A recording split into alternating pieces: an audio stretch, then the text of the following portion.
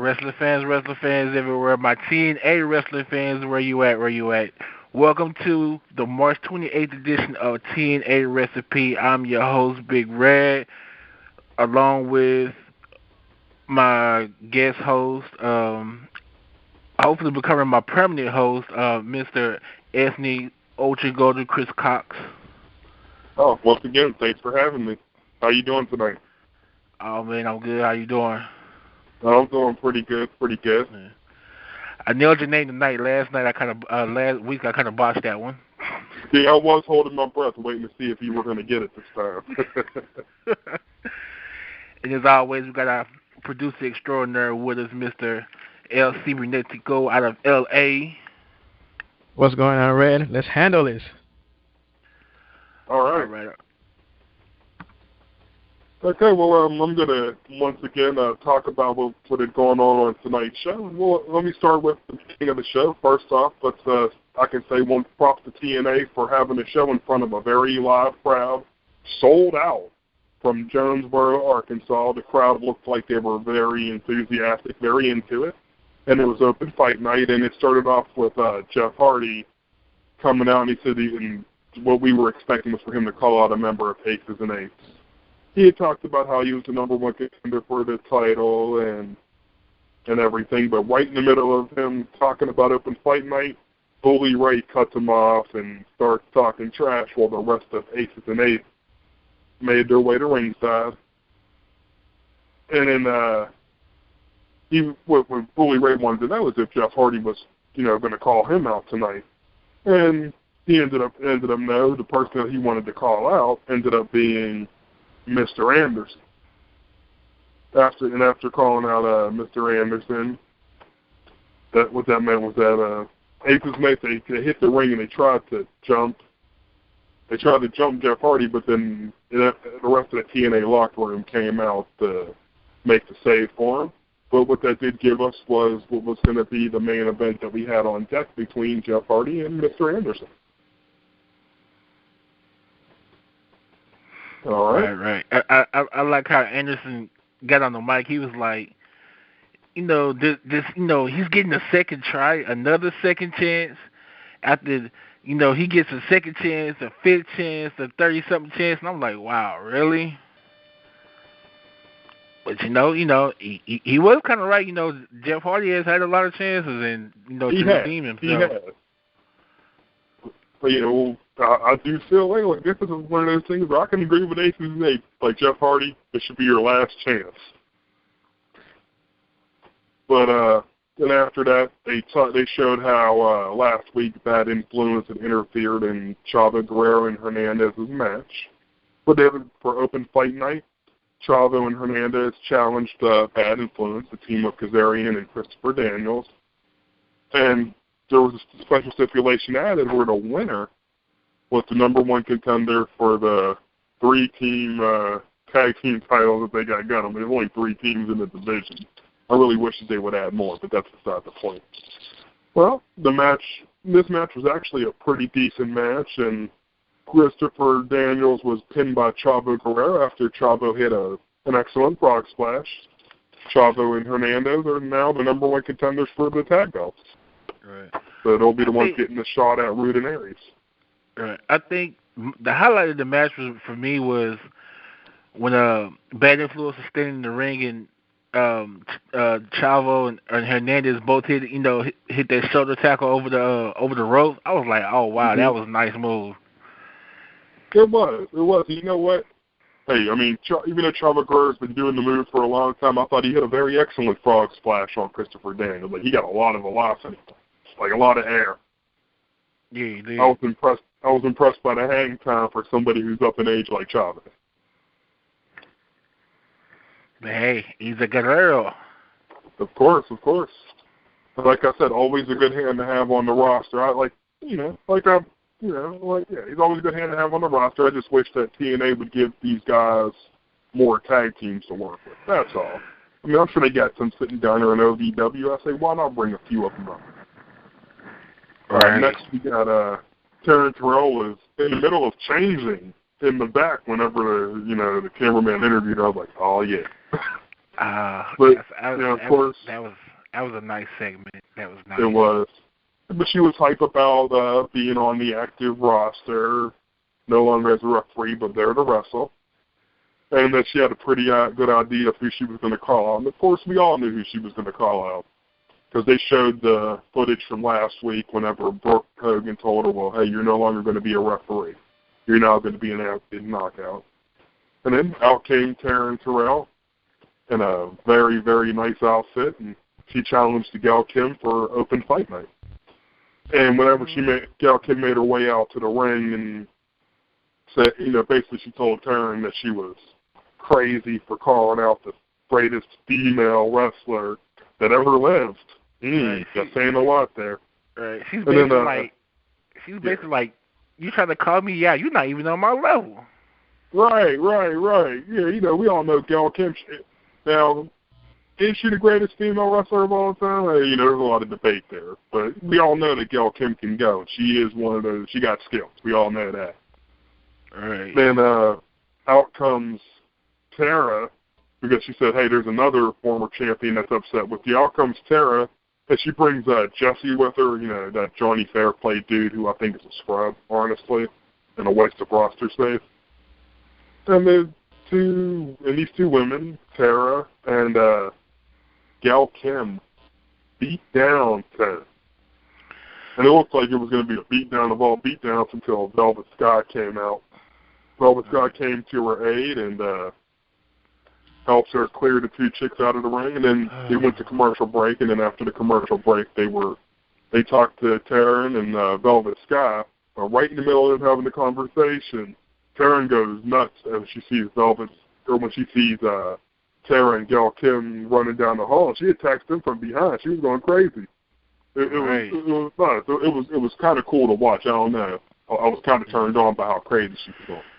I gotta get some off my chest.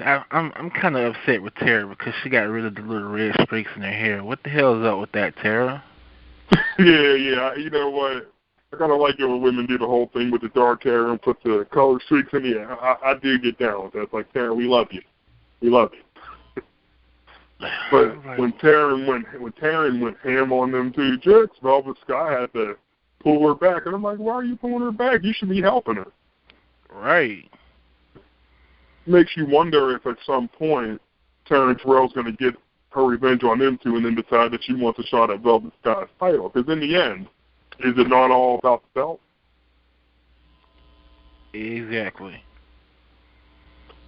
And then after that segment was over, Sting's there. He's trying to get into the building, and security told him that he couldn't get in because Hulk Hogan said so.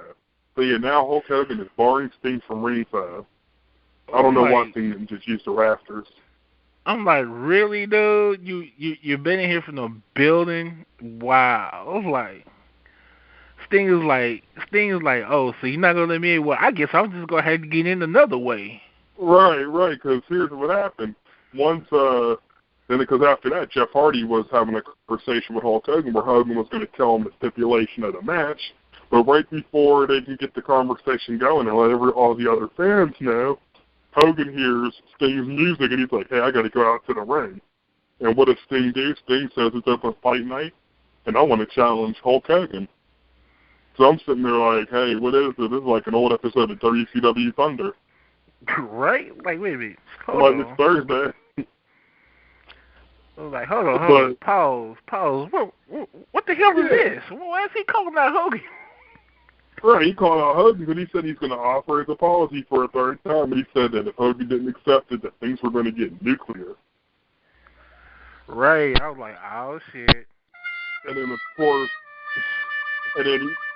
what does Hogan do? Hogan blames Sting for telling him, oh, you told me to trust in Bully Ray, brother, and all that fun stuff. All the stuff that Hogan, like we said for the past few weeks, how Hogan's been blaming Sting for everything that's going wrong.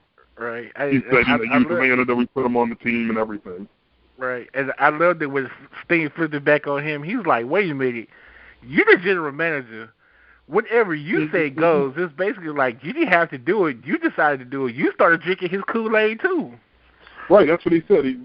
Sting snapped back at him. He said, look, quit making your career out of pointing fingers at the other guys like him. It's like, ooh, Hogan, he got you there. It's all, he said, the weight's on your shoulders, Hogan. This is your fault, too. And then after everything's done, Hogan tells Sting that, he's like, get the hell out of my ring, brother. Sting's like, I ain't go, he turns to leave me. He gets make me. He called Hogan out. Did you see Hogan try to rip his shirt? Which, like I said, Hulk Hogan, I've never seen you struggle so hard to rip your shirt in my life, and I've been seeing you since I was a 4-year-old kid. What's going on, man? Is it time? Maybe it's time. If you can't even rip a shirt now, should you really be in the ring? And then security made Sting leave the ring. Right. I'm like, Hogan, stop it. All Sting got to do is kick in your back. You go fold up, fool. Right. Sting can still go, Hogan. You can't. And then, of course, right after that, we get another highlight video of with the history of AJ Styles, with talking about how AJ Styles' friends and his wife were talking about how he had changed. And then it ended with him showing his attack on James Storm, and Taz offering him the deal to go, to come join Aces and Eights. And after that segment, James Storm comes to the ring and he calls AJ Styles out for open fight night. Then nothing happened, but then AJ Styles, what does he do? He comes through the crowd and stands on the stairs. And he explains, look, AJ, I can understand. I've been where you are. He was talking about how, last year, losing titles, losing the big matches. He understands where he is. But he says, hey, we can do two things here. We can drink about it, or we can fight about it. But then as you saw, right after he says that, Wes Briscoe, Doc, and Garrett Bischoff all hit the ring and jump James Storm.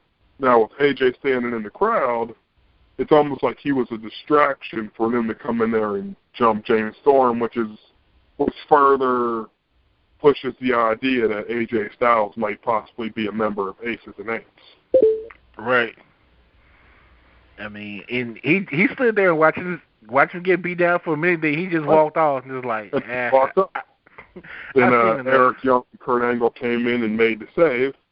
And then they said, hey, being that it's open fight night, let's have a match here. It was Sting, Eric Young, and James Storm against Doc, Wes Briscoe, and Garrett Bischoff. And this was one of those things where I thought that the team of Kurt Angle, Eric Young, and James Storm were going to get the win. But looks like it didn't go that way because, of all people, they got distracted by D'Lo Brown, who distracted the referee. And then a.k.a. the VP of Aces and Eights. The VP. Yeah, D'Lo Brown came out, distracted the referee. Garrett Bischoff had a chain in his hand. He was about to hit Angle with it, but then he counterpunched him and put him in the ankle lock. But then also in the midst of all the distraction, it gave Briscoe enough time to roll up Kurt Angle from behind and get to 1, 2, 3. So, of course, my question is, where do we go from here? That's now twice where Kurt Angle has been beaten in some way by Wes Briscoe, whether it was, the match at Lockdown in this 6-man tag match. Right. I mean, we're getting, it's one of those things where Kurt Angle is finding himself losing to somebody who's much younger than him, even though not as seasoned and shouldn't be able to beat him, but he's gotten these wins on him. All right. Also, they announced the next week is the return of Gut Check, and they introduced the new Gut Check participants. Right. And those Gut Check participants were, let's see, the first one, what's the first guy? And I know that the one is Scrap Iron Adam Pearce. Now, the other guy, he was a masked star. Let me see if I can remember his name.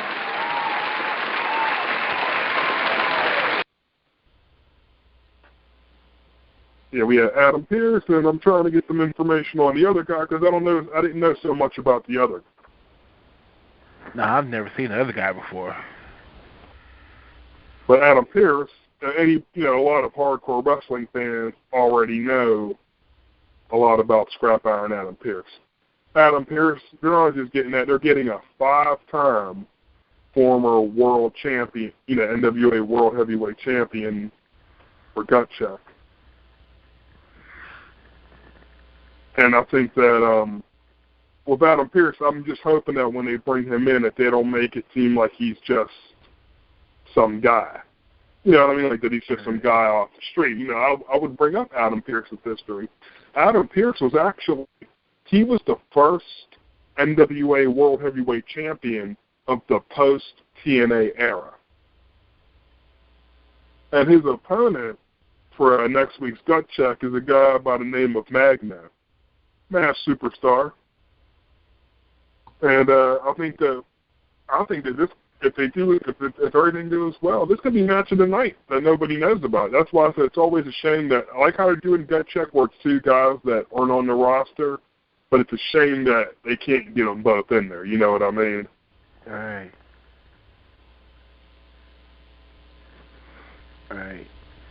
But Adam Pearce, he's one of those guys Adam Pearce and Magno, these are guys that have both wrestled everywhere. Adam Pearce is one of those guys, I think back in the early 2000s, I believe he turned down a contract actually from, back in, was it WCW that he had turned the contract down from back then? Yeah. And he's been on the independent wrestling scene ever since. And whenever he was NWA World Champion, I felt that he brought some legitimacy back to that belt. Now, in my opinion, he's one of the best. I consider Adam Pearce one of the best wrestlers that the common wrestling fan doesn't know about. All right. Magno, I got to do a little bit of research on him. Yeah. Then let's not forget, next week is the 3-way for the X Division title, and my boy Petey Williams is back in TNA. Right, yeah, this is for the number 1 contender spot. And not only is this going to be a great number 1 contenders match, I mean, we have not only Petey Williams, but we also got Mason Andrews, who's excellent. Yeah. And that some people up north know him as Harold. And then we also have Sanjay Dutt. Sanjay Dutt's he's one of those, like, a lot of these X Division guys, I'm like, you should have these guys on the show every week. So I'm hoping that win or lose, that I definitely get to see more of Petey Williams and Sanjay Dutt and Mason Andrews. Right. I was like, the Canadian Destroyer? Oh, wow. Right. And my question is, like, well, who do you think can win this one? You know what? I think I might put my money on Petey. Yeah, me too. But yeah, former X Division champion. It's going to be one hell of a match with them three. Yeah, I'm telling you, this might be the show stealer right here. Right. Yeah. It's like next week. It's setting up to have some very good matches for us that we're going to be talking about. Between the Adam Pearce Magna match and this 3-way number 1 contenders match, I'm actually very hyped for next week's show. Yeah, I am too. It's going to be good. And then after that, we were given our TNA main event between Jeff Hardy and Mr. Anderson, who actually put on a pretty good match. A lot of people aren't big fans of Mr. Anderson. I consider him a pretty underrated worker. You know what? I've always liked Mr. Anderson. I mean, even when he was Mr. Kennedy. Oh yeah, I was a fan of him back then. When he first came to TNA as Mr. Anderson, I said, I always liked him, and he's had a few brief title runs in TNA as the world champion, but I would love to see him get back into main events on a more consistent basis. He's that guy. If there's anybody in Aces and Eights that I think is going to eventually leave, and maybe he's the mole, or maybe be that person who's going to defect from Aces and Eights, it's going to be him, in my opinion. Right. But he might be just using them so that he can get a little bit of attention, and maybe the whole time it'll be one of those things where he's been infiltrating from the inside. So we'll see with there, because with Mr. Anderson, he's one of those guys that I always wished that they had used a bit more, utilized more, because he's a great talent. But this match, it was actually a pretty good back and forth match between the two guys. But it ended with Mr. Anderson did himself a sneaky heel move where he accidentally took out Earl Hebner. And after that, he went ahead and attacked Jeff Hardy. No, Jeff Hardy hit him with his twist of fate, and then he hit him with the hammer. And Earl Hebner happened to see it. The old, hey, the referee happens to come too. The old switcheroo, and Jeff Hardy got himself disqualified. At that point, I don't think Jeff really gave a damn. Oh no! Jeff Hardy he went nuts afterwards, grabbed a steel chair, took out Anderson with it. Ladies and gentlemen, Garfield and friends. Y'all know who just came in the building? Oh wait, who's this building? Good old Gator. Gator's in the building, y'all. Oh, Gator. That's my intro music. What's going on? Hey, how you going? So Gator? I just came to listen to the show, see what's going on. Oh, cool. Yeah, I was just talking about the finish of the main event as Jeff Hardy was going to do a swanton bomb off the top of that ladder onto Mr. Anderson. He was going to go put him through a table, but then Bully Ray came into the ring, saved Mr. Anderson, and told Mr. Anderson that, no, he told Jeff Hardy, he said, none of my guys can put through tables. And then at the end, Jeff Hardy announced that they're going to have a Full Metal Mayhem match for the title in Corpus Christi. And we know Full Metal Mayhem is just another way of them saying tables, ladders, and chairs. Right. Mm-hmm. I was like, uh-oh, tables, ladders, and chairs. Oh my, here we go. And I think Corpus Christi, is that where they're going to be at after they do the Arkansas shows? That's what I want to say, because I know next week, being that it's a tape show, they're going to be in Arkansas again. And then I think Corpus Christi shows are after that. That's what's up. So we're going to see if Jeff Hardy can once again become world champion and stop, win the title back and at the same time stop Aces and Aces. I don't know if I like his chances though, guys. In the no DQ match, Aces is going to get involved. Right. He's not going to be just fighting Bully Ray. He's going to be fighting the rest of Aces and Aces too. I mean, every time they attack them, they tell you never. Once you Aces and Aces, you never walk alone. They are never. You're never going to get one without the rest of them. Right. Now, like I said at the beginning of the show, when I was talking about the crowd, did you guys see how packed that crowd was? Man, that crowd was off the chain. It was. Like I said, they were very loud, very hyped. And then, like I read, they had actually sold out. Yeah. So all those people who claimed that they're looking at, so when they go on the road, people aren't going to go to their shows. Well, hey, this shows you, yes, they will, as long as they go to the right market. Well, what was it? You say where? Good question. Where were they at? They were in Jonesboro, Arkansas. Yep, in Arkansas. Wow. They were in your neck of the woods, Gator. Wow, I'm shocked. Arkansas? Wow. Yeah, they were in Arkansas. Oh, that's what's up. Yeah, I just hope, and when I was looking at some of the places where they're going to be doing their Impact tapings, I think they're in places where there's not really a big WWE presence, where the people are starved for some pro wrestling, like they're going to be in Corpus Christi, Texas. They're coming to my neck of the woods. They're coming to Indiana, Pennsylvania, which is about an hour or two away from Pittsburgh. Mm-hmm. And the venue out there is not a very large venue. It's maybe it's like maybe probably going to be like maybe 5,000 seats, maybe more venue. But, it's going to be a medium-sized venue, so I'm hoping that they can fill that one up too. I would like to try that. That makes sense, though. I wish WWE would do that. They probably... never mind.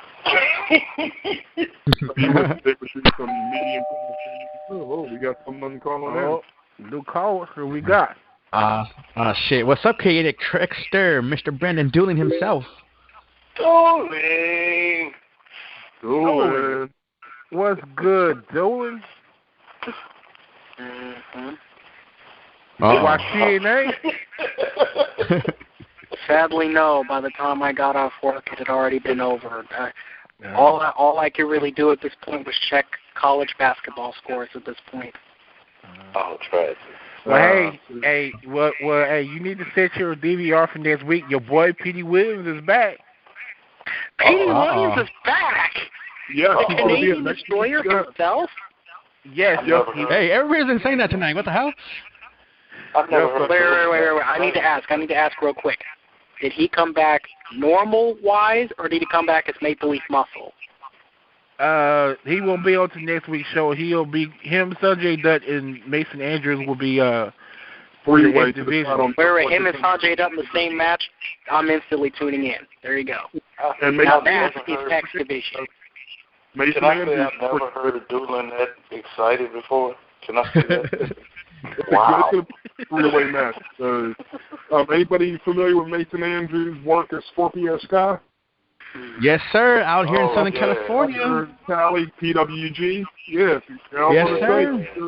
You, Cali, I know you're pretty familiar with Pro Wrestling Gorilla and Scorpio Sky's work out there. So, yeah, Mason Andrews is going to bring it too. It's going to be a good three-way match. I expect to see it's going to be fast-paced. Should be a lot of action in there. A good amount of hot spots. Everything that you would expect from an X Division match should come out of those stories. Oh, man. That's what's up. Kenny King got match of the night. Y'all just pretty made good. I was gonna give you guys a spoiler, but you know what? I'm gonna save that for next week. I'm gonna save that one for next week. There's something to say about that. I forgot.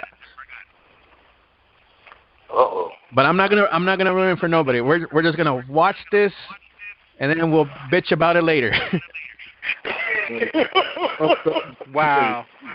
That's not good. Looks like the X Division is finally starting to look, well, like the X Division of old. Sadly, I've had to miss TNA the last 3 or so weeks because of work. Hey guys, I got a question for you guys. So, like I said during the pre-show, I kind of missed the whole show, but I was kind of dozing off here and there, and not because of the show. I actually had a long night, trying to catch up with my sleep and stuff. But I got a question for you guys. What's the deal with AJ Styles? Is it the fact that I was wondering the same question. Is it gonna work? Is this heel turn gonna work? What's the whole process? What do you see by this? My second part of the question is this: why are they ripping off Triple A's storylines? That's 2 in a row. With what? Or what do you mean rip off Triple H storylines? Like what? No, Triple A down in Mexico. I know what he's talking about. Oh, Triple A. Okay. What got my attention is the fact that, the original El.CIBERNETICO, that's his storyline. But the difference was this. He did not fuck with the crackhead. The story turns where he beat the crap out of La Parca's son. So that's why he went heel, because everybody accused him of doing something horrible, but which he didn't. Apparently he was under the influence of doing something, and he never did it. But the whole storyline is like people turned on him. People say all this negative shit about him. And now he's I don't know if you want to call him what do you call it, Red? A teener? A tweener? Tweener. Yeah. It's like, what the hell is going on? And then when I seen him roll off on the bike, I'm like, dude, I swear I could find this whole clip for you guys, but in Spanish. Hey, if you can say, can you post that clip on my wall? I want to see that, actually. I do want to see that.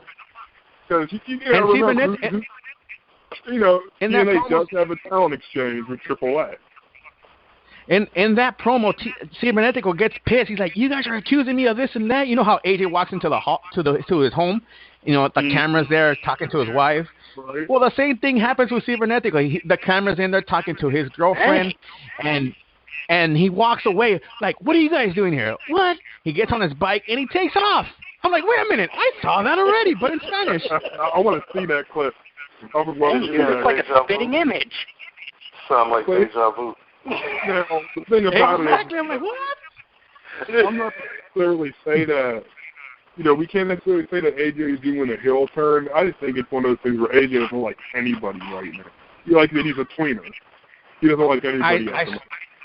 I swear, Gator, when you said deja vu, that's what it seems like. Because I don't really know how you. Plus, I'm not so sure how you can suddenly turn him from one side, either turn him back to a face or turn him heel. I say you might just have to keep him tweener right now.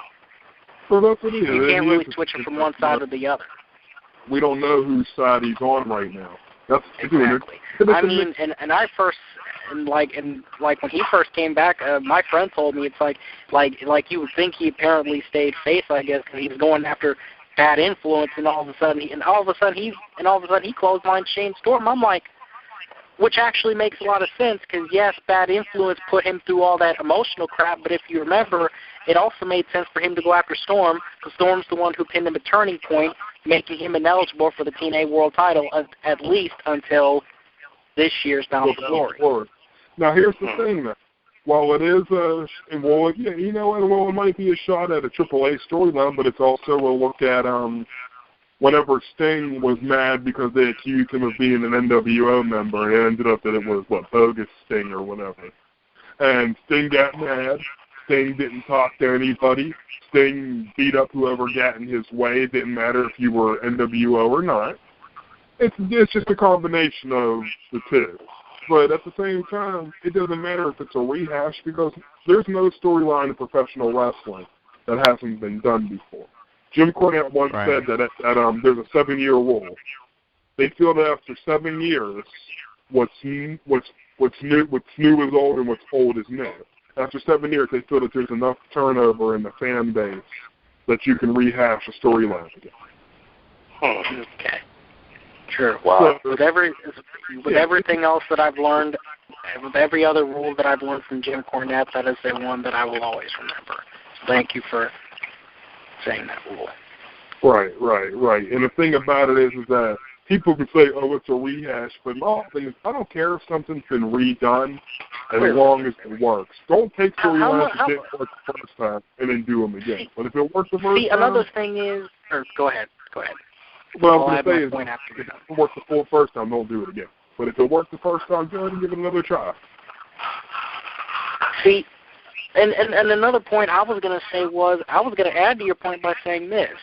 Whether it doesn't matter what company you're for. If you're for WWE, they've rehashed a bunch of shit. If you're with TNA, they rehashed a bunch of shit. Who hasn't rehashed things? Going back to the 70s. Exactly. Who hasn't rehashed? Now, the difference is whether you rehash the good stuff or the bad stuff.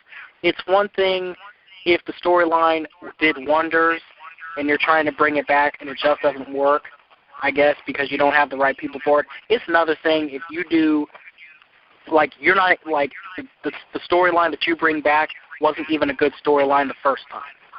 There's a huge difference between the two.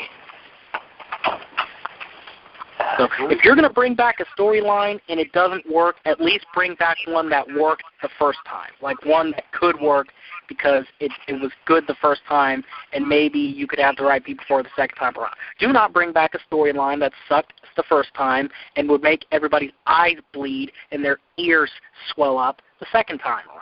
If they didn't like it the first time, don't bring it back the second time. That's true. Guys, I don't really know if that was adding points more than that was a rant. I'm sorry. It's all good. Hey, that's what we do. Exactly. That's what we're here for. When did you turn into Mark Henry? That's what I do. Yes, Mr. Henry, we know that. Why do you have to say it? Hey, Red, speaking of that's what I do, what's the deal with Hogan and Sting right now? I mean, like you said earlier, dude, Sting could just kick him right in the back and he's out. Right. Exactly. I mean, Hogan wants to blame Sting for everything, but Hogan got to remember, he started drinking Bully Ray's Kool-Aid, too. He started drinking from the same... Matter of fact, he started drinking from the same glass Sting was drinking from, so what the fuck is he talking about? Exactly. You still could have said no. You still could have refused to bring him in, but you decided to bring him in, so it's partly your fault. And this comes from the dude who helped bring in Immortal in TNA. So, dude, you ain't got nothing to say because you helped bring in Immortal years ago. Don't be somebody got to You've done your fair share of matches in TNA more than Sting has. I mean, somebody got to catch the hard stick. Hogan ain't gonna catch it. Right. Hey, I'm just saying, like, he wants to get all pissed at Sting for all this crap that Ace's mates is doing. It's like, dude, did you not pull some of the same crap with Immortal? Are you not the same one that's done your fair share of matches in TNA? Don't be getting pissed at Sting. He's been here way longer than you have. Before you came in and effed everything up, making it WCW like, he was here in 2005 still trying to bring TNA's original spirit. Who are you to talk with your... Okay, I'm going to stop. All right, He's a man at the top of the ladder that you got to climb up. Finish it, dude. You're on a roll, dude. Finish it, dude. Yeah, you're on the road. I was just going to say, like, who are you to get at him all about it? At least he can still do something about it, unlike you with your artificial hip. Oh, wow. Well, I don't know. Sting can do some things, but he can't necessarily still do everything. Now, here's the other thing. I'm not saying he can do everything, but I mean, like... During this whole thing, wild card in this whole mix is Matt Morgan. You heard Matt Morgan say some stuff about, another one of Hogan's problems gone. Matt Morgan's a bit of a wild card during this whole thing. We don't know what Matt Morgan wants. All we know is that Matt Morgan has some beef with Hogan, and he still hasn't given him back his Technicolor Dreamcoat cake. See, the beef that Matt Morgan has with Hogan is that he promised him, hey, you're going to be main event. You're going to be big. You're going to be world heavyweight champion, and that has yet to happen. So although that's his beef with Hogan. And like Steve told him earlier tonight, hey, you spent your life pointing the finger at other people. Go look at the mirror and point the finger at your damn self this time. Right. Well, like Michael Jackson said, start with the man in the mirror. Damn. Very true. Because Hogan did all this stuff. Like, we heard him yelling at Sting, blaming Sting, but it's like, Hogan, you had just as much to do with Bully Ray. You let Bully Ray marry your daughter, so that means you trusted him too. Yeah. I mean, you back there, Bully. I love you like you're my son. What the hell? So you can't sit there and get all pissed at Sting about it. It ain't just Sting's fault; it's yours too. You have just as much as you have just as much blame as he does. Right. You're a part of the problem, Hogan. You're a part of the problem. Rather than complaining about who's part of the problem, why don't you try to be part of the solution, like you've been claiming to do since you came to TNA? Did y'all just send Hogan back to the doggone drawing board? God damn.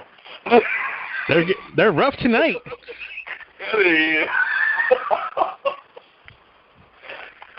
Wow. You claimed to come into TNA to give it new life. You claimed to give it a shot in the arm, I guess to say, a shot in the arm of that new spirit, a new beginning for them. Seeing as how you love to complain a lot lately, how about you do what you promised you would do back in late 2009 and actually be the solution? How about that? Oh, my brother, testify.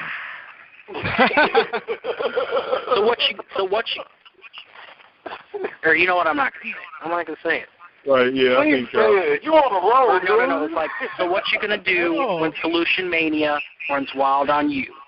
Well, this is all part of some of TNA's real problems that I've been talking about. There's no reason why any of us, and I was listening to a Shane Douglas shoot interview earlier today. He said, TNA has burned a lot of money with guys like Hogan, and he said there's no reason that you should be watching a wrestling show. You should be watching a wrestling show today, in this day and age, where Hulk Hogan is still the center of attention. And that's the thing about it. Hulk Hogan is in almost every segment. Hulk Hogan is basically, his whole thing is he's in the main event storyline by proxy. We just don't know who Hogan's proxy is yet. Who's going to be the person? Yeah, we don't know who his proxy going to be. He always been trying to be in the middle of every single thing. And now he running the show. Of course I'm going to put myself in the middle of it. What? Yeah, but at the same time, talking on the business side of things, TNA could save a bunch of money and do all the same ratings without Hogan there. Their ratings have been going up one bit. Sting said something about that too. I remember him saying something about Hogan not having the right mindset a while ago, as far as business goes. But that's Hogan. He's always been about ego. Always. He has, and this is a chance for him. Better yet, the question is, when happened? I mean, that was his, to me, that was his whole setup. Like, all of his doggone Hulkamania, all of that stuff was set up around ego. It was all about Hogan, all the time. But also, like Shane Douglas said, he said it's not 1984 anymore, though. I agree. You're no longer. It's one of those things where I give Shane Douglas props because what he did was, I know even when he's doing his all Extreme Rising shows, yeah, him and some former ECW guys are still there wrestling, but the focus is on a lot of the younger dudes and great guys in the independent scene, like Michael Facade and guys like that. And that's what I think TNA could benefit so much from having some fresh faces in there.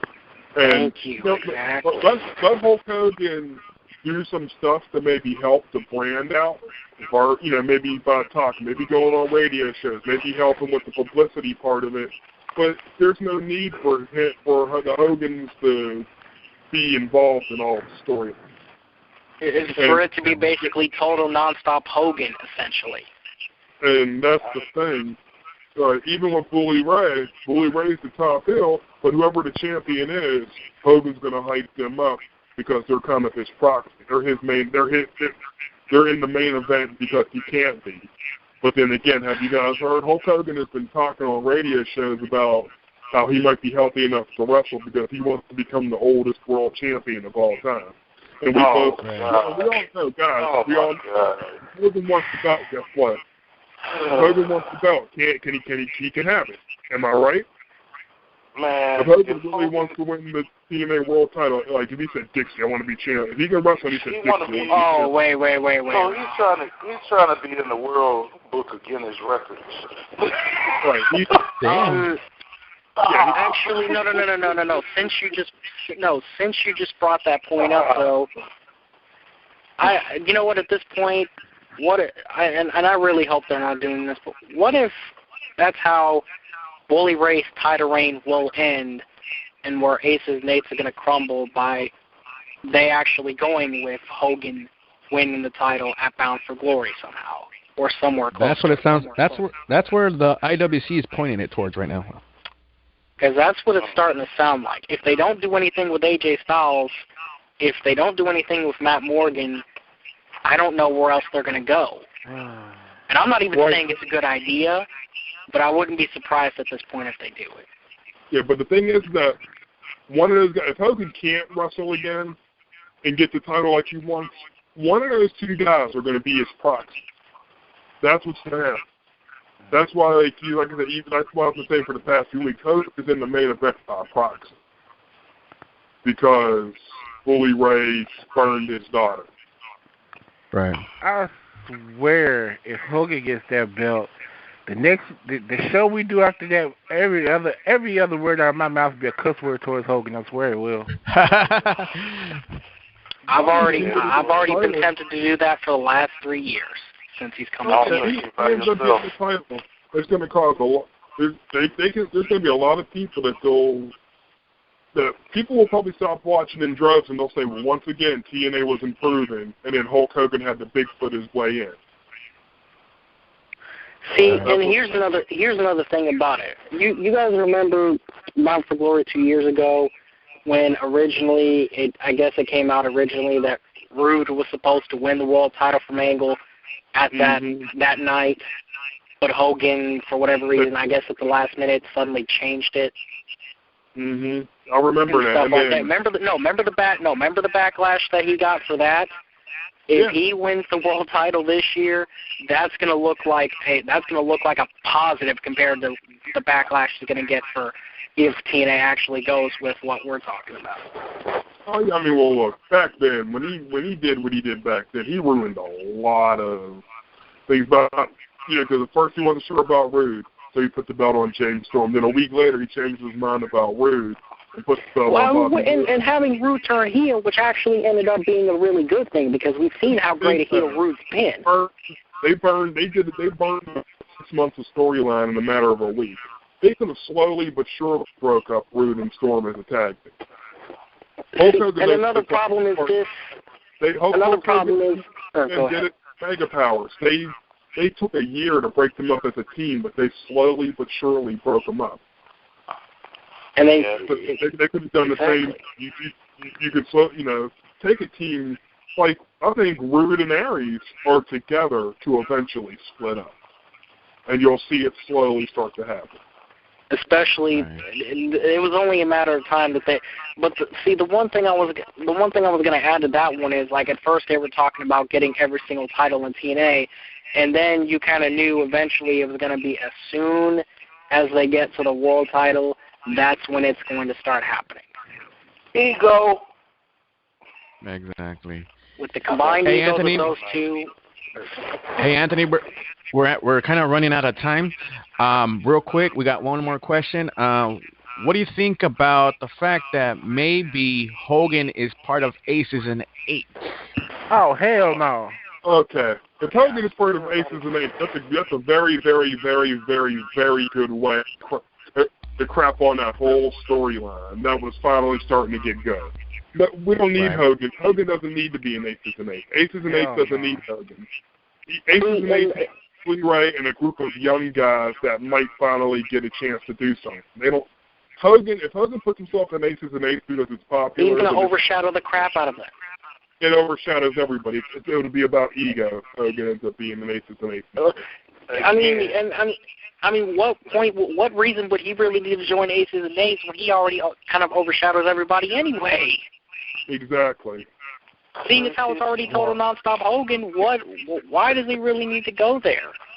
And hey, think about it. If for nothing else, he can't do his world title idea if he joins Aces and Eights. Now can he? Oh, if for nothing else. Once again, they'll do another AAA story where they'll convince Messiah to turn the title over. Yeah, and I hope it doesn't go that way. It'll ruin. It's another one of those things that can ruin the storyline. I mean, because when Anthony, when you were talking about how he needs like a backup, like a student, a peer, or what'd you say? A proxy. My bad. He's already in the mix. Right, and I was like thinking, wow, imagine this. Even Brooke turns their back on us, and it's Brooke, Bully, and Hogan running Aces and Eights. Possibility? Wow, that would be crazy. Brooke, leave Hogan because I mean, if you really put your mind to it, it's almost like they're bullshitting Hardy and who else? Hardy and the rest of the number one contenders that were supposed to be in the match last week. Samoa Joe, Kurt, and Magnus. Mm-hmm. And it's like, wait a minute.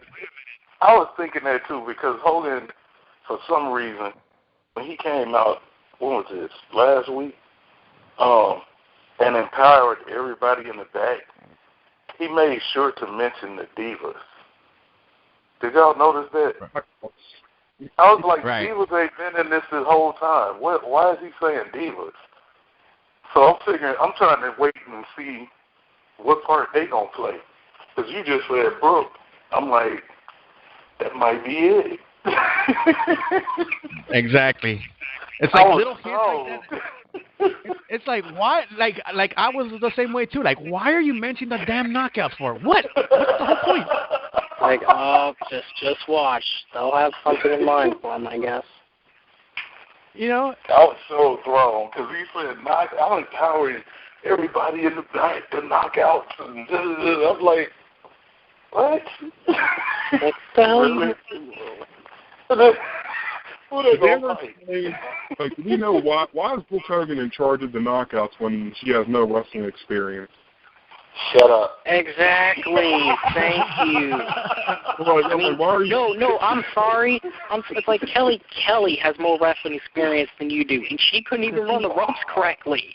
But hey, Kelly knows more than you do. How bad is that? Because of her name, Brooke Hogan. I'm just saying, Kelly would be a better choice than you are. How sad is that? Hey, look, if another company, if another company, we're not going to say who, can have their daughter be the head of creative, even though she knows nothing about creative, I guess I could do the same thing. Even she knows more than Brooke does. I will just say that right now. No, she doesn't. Have you watched? Have you watched that company's television? But, No, I mean, I've seen it, but I mean, like, she still has more experience than Brooke does. I guarantee you Brooke could probably do worse than that division than Stephanie does right now. No, Brooke Hogan needs to, I would say she needs to go back to music, but we see that she clearly can't No, do but music. Apparently she sucks at that, too, so I guess she's got nothing better to do. Wow. Damn, Tiger. Rawr.